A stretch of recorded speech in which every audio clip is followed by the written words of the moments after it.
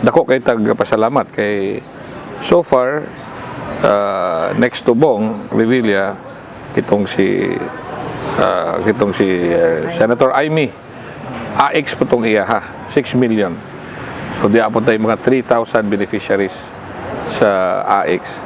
And sa nakita nga enthusiasm ni Senator Bong, nakita niya nga ni pledge po siya og sa iya pong AX maybe in 2 or 3 months time within the year mag-distribute po ta og AX. Lay pugong-pugong mubulgar sa kamatuuran sa kanginan. Aksyon Balita! A brief visit of Senator Bong Revilla, inubanan ni atong child actor and idol nato nga si Nino Mulak o kanang new rising star nga si Angel Layton nga maayo mo binisaya kay anak siya lumad nga taga Bohol. Ang iyang amahan di ay ko no may isa kahapon, so mistisa hapon po siya no? And kini in relation to first magpasalamat po kita kay Senator Bong nga gi-prioritize niya ang Dumaguete.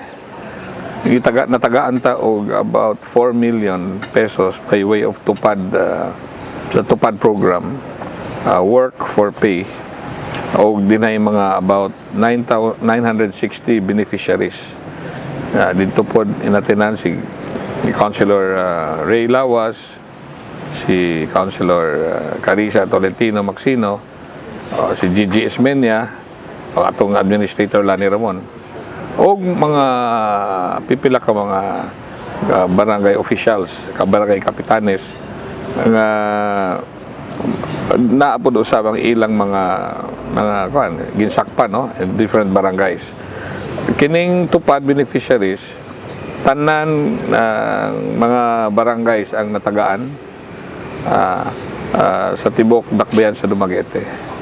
Kanang dito po day si former ABC President si Johnny Amores o SK President Renz Macion.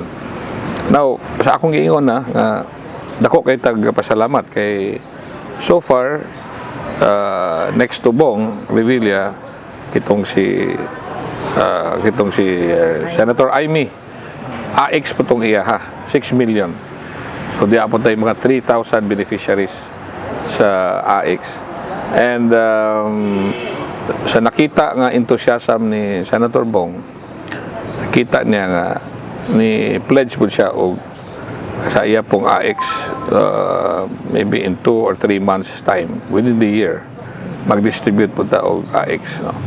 O kini tungod sa atong mga suod nga higalang mga senador, mga congressmen, Speaker of the House, apil na sa Malacañang, buhong ang taga Dumaguete sa ayuda sa nasyonal. Kung dili kita ang mulihok, kinsa pa? O niya kung dili karon, anus apa?